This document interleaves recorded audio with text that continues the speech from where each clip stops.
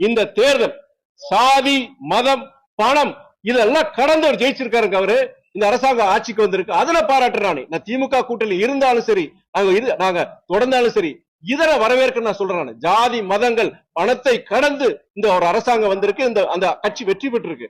அது பொறுத்த வரைக்கும் தமிழ்நாட்டை பொறுத்த வரைக்கும் இனிய ஜனநாயக சாகல தமிழ்நாட்டுக்கு ஒரு எதிர்காலத்தை, தமிழ்நாட்டுக்கு ஒரு எதிர்காலம் இருக்கு. ஏன்னா நம்ம நினைச்சிட்டு இருந்தோம் இல்லையா, ஒரு எம்எல்ஏ ஆன இத்தனை கோடி செலவு பண்ணும், எம்பி ஆன இத்தனை கோடி செலவு பண்ணும் அப்படின்னு சொல்லும் போது ஒரு புதிய ஒரு நம்பிக்கையை உருவாக்கி இருக்கு இந்த தேர்தல். நான் சகோதரர் விஜயன் மாத்திரம் சொல்லல, நான் தாவேக்கர் மாத்திரம் சொல்லல, தமிழ்ல இந்த தேர்தல் வெற்றியை பொறுத்த தமிழ்நாட்டுக்கு உண்டான வெற்றியை நான் பாக்குறேன். அது திமுக, மதிமுக, காங்கிரஸ், அதிமுக, புதிய இயக்கங்கள் ஒரு லெவல் பிளேயிங் ஃபீல்ட் இன்னைக்கு உருவாக்கி இருக்கு. அது நீங்க மக்கள் இன்னைக்கு பல பேர் திமுக இருக்கிறவங்க சரி, எல்லா இயக்கங்களும் வரவேற்கிறாங்க. ஜாதி மதம் பணத்தை கடந்து இங்க ஒருத்தர் ஜெயிக்கலாம். எளியோர் சாதாரண ஆட்டோக்காரங்க ஜெயிச்சு நீங்க எம்எல்ஏ ஆயிருக்காங்க, தண்ணிக்கான் போடுறவங்க ஜெயிச்சு எம்எல்ஏ ஆயிருக்காங்க. இது எப்ப ஆச்சு? 1967 நினைக்கிறேன். அன்னைக்கு திமுக அன்னைக்கு அண்ணா தலைமையில ஆட்சிக்கு வரும் பொழுது அப்போ இதே மாதிரி நடந்தது. எளியோர்கள் வந்து பல பேர் ஜெயிச்சாங்க அன்னைக்கு.